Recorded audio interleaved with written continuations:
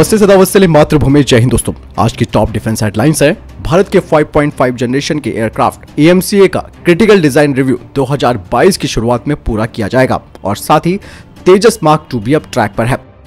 अब LCA navy mark 1 NP5 trainer 2022 तक अपनी पहली उड़ान भरेगा और इसी का इस्तेमाल टेस्ट बेड के रूप में भारतीय नौसेना के TEDBF में किया जाएगा।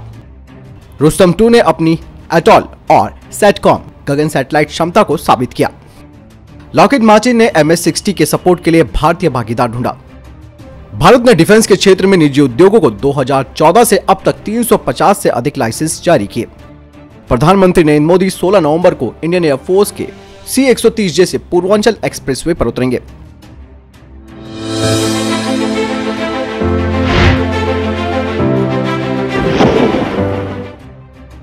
एक महत्वपूर्ण उपलब्धि के साथ DRDO लगातार ड्रोन के क्षेत्र में आगे बढ़ रहा है और जिस तरीके से चाइना ने टेंशन बढ़ा रखी है, उस टेंशन का भारत फायदा उठाते हुए लगातार चाहे मिसाइल्स हो या फिर ड्रोन्स हो विकसित किए जा रहा है। भारत ने रुस्तम 2 ड्रोन विमान के ऑटोमेटिक उड़ान और लैंडिंग का सफलतापूर्वक परीक्षण किया और भारत के इस ड्रोन को भारत का स्वदेशी सैटेलाइट रास्ता भी दिखा रहा था। रुस्तम 2 ड्रोन विमान लंबी दूरी तक खुफिया निगरानी करने में सक्षम है। इसमें अत्याधुनिक रडार सेंसर्स लगे हैं। ये ड्रोन विमान दिन और रात दोनों में काम करने में सक्षम है। ये विमान 16,000 फीट की ऊंचाई पर लगातार 8 घंटे से ज्यादा समय तक उड़ान भर सकता है। ये ड्रोन विमान 26,000 फीट की ऊंचाई पर काफी जल्दी से उड़ान भर सकता है। साथ ही इसका फ्लाइट टाइम भी बढ़ाकर अब 18 घंटे करने का काम तेजी से चल रहा है।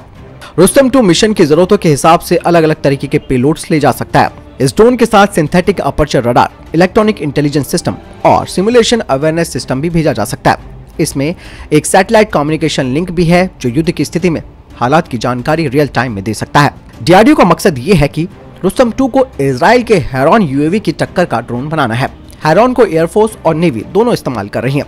रुस्तम 2 के डेवलपमेंट को चीन के साथ तनाव बढ़ने के बाद तेज किया गया है। हालांकि भारतीय सेना का हिस्सा बनने से पहले इससे और कई कड़े टेस्ट और यूजर ट्रायल से गुजरना पड़ेगा। लेकिन दोस्तों, इतना तो तय है कि भारत अपनी स्वदेशी चीजों पर ज्यादा फोकस कर रहा है और ड्रोन के क्षेत्र में आत्मनिर्भर बनाए जाने का ये पूरा प्रयास तेजी से हो रहा है। रक्षा मंत्री राजनाथ सिंह ने कहा कि उत्तर प्रदेश रक्षा औद्योगिक गलियारा आने वाले समय में राज्य में औद्योगिक क्रांति भी लाएगा। साथ ही उन्होंने बताया कि तमिलनाडु में जो डिफेंस कॉरिडोर स्थापित किए गए हैं, उसी की प्रेरणा लेते हुए उत्तर प्रदेश में भी डिफेंस कॉरिडोर बनाया जाएगा। साथ ही इसका उद्देश्य ये है कि इस तरीके के इकोसिस्टम को विकसित करना जिसमें छोटी से बड़ी जितनी भी जरूरतें हैं आसानी से एक जगह से और किफायती तरीकों से पूरी हो सके। इसके अलावा रक्षा मंत्री राजनाथ सिंह ने कहा कि निजी उद्योग को घरेलू विनिर्माण बजट में हिस्सा दिया गया है। निजी उद्योगों को आगे बढ़ाने में हम कितना सपोर्ट कर रहे हैं, इस बात का अंदाजा आप इस बात से लगा सकते हैं कि वर्ष 2000 से 2014 तक लगभग 200 लाइसेंस की तुलना में भारत सरकार अब तक 2014 से लेकर 2021 तक यानी कि इन 7 सालों में 350 लाइसेंस दे चुकी है। CDS जनरल विपिन रावत ने कहा कि भारत में एक डेडिकेटेड साइबर सुरक्षा कानून नहीं है और राष्ट्रीय स्तर पर वर्चुअल स्पेस के प्रबंधन के लिए एक रूपरेखा की आवश्यकता है। साथ ही उन्होंने कहा कि राष्ट्रीय स्तर पर वर्चुअल स्पेस के मैनेजमेंट के लिए एक ढांचे की आवश्यकता है। कई सरकारी एजेंसियां साइबर सुरक्षा से निपटती हैं।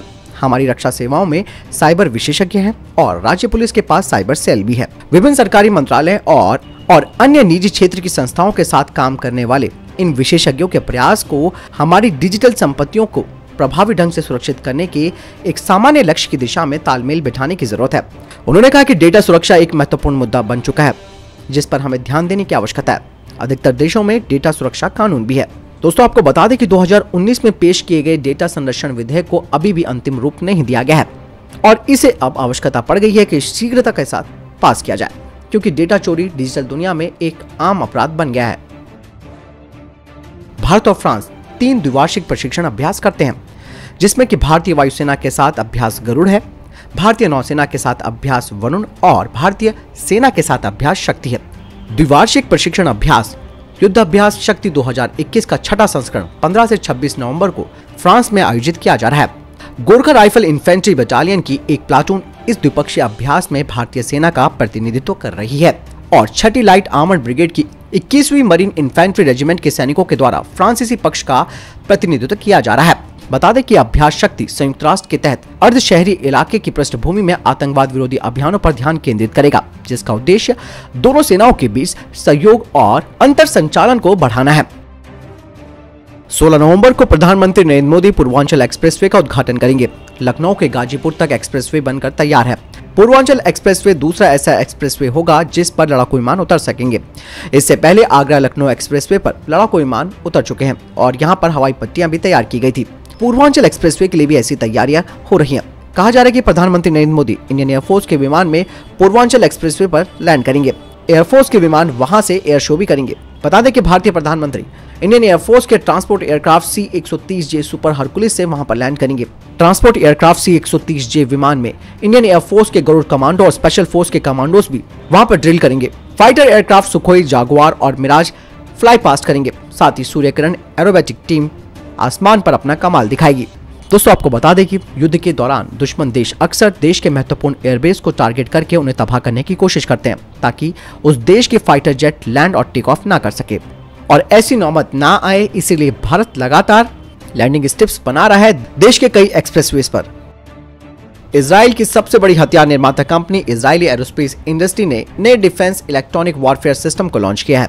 IAI का स्कॉर्पियस इलेक्ट्रॉनिक वॉरफेयर सिस्टम इतना ताकतवर है कि दुश्मन के UAV, ड्रोन, लड़ाकू विमान, रडार, मिसाइलों और कम्युनिकेशन को पल भर में ठप कर सकता है। स्कॉर्पियस लक्ष्य को ढूंढने के लिए पूरे आसमान के क्षेत्र को स्कैन करता है और ये सिस्टम इलेक्ट्रोमैग्नेटिक स्पेक्ट्रम जैसे अत्याधुनिक खतरों को भी तुरंत पहचान लेता है। इतना ही नहीं, ये system radar, electronic sensor, navigation और डेटा कम्युनिकेशन सहित इलेक्ट्रोमैग्नेटिक सिस्टम के संचालन को प्रभावी ढंग से बाधित कर सकता है। स्कॉर्पियस में एक जबरदस्त रिसीवर सेंसिटिविटी है और कम्युनिकेशन पावर है जो इसे पहले के मॉडल की तुलना में अत्यधिक शक्तिशाली और कई तरीके के खतरों का पता लगाने में सक्षम बनाती है।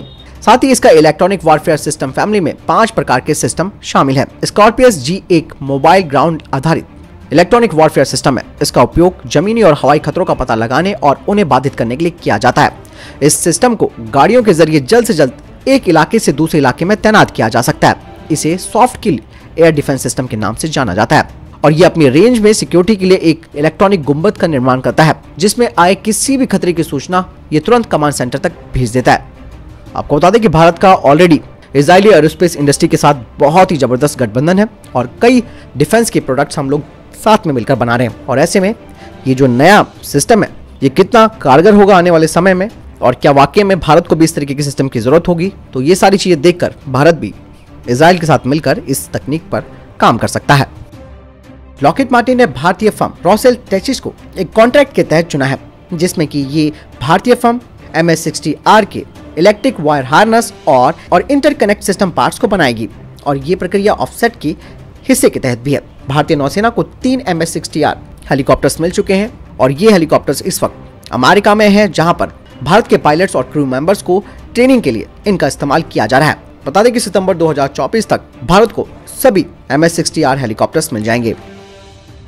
HAL के चेयरमैन ने बताया कि भारत का 5.5 पीढ़ी वाला EMCA इसका क्रिटिकल डिजाइन रिव्यू 2022 से पहले हो जाएगा और 2023 में इसका टेक्नोलॉजी डेमोन्स्ट्रेटर सामने आएगा और 2024 में इसकी पहली फ्लाइट होगी। इसके अलावा एरोनॉटिकल डेवलपमेंट एजेंसी ने इस बात की भी पुष्टि की है कि तेजस मार्क 2 अपने प्लान के तहत आगे बढ़ रहा है और इसकी सारी एक्टिविटीज पूरी कर ली गई हैं क्रिटिकल डिजाइन रिव्यू के लिए।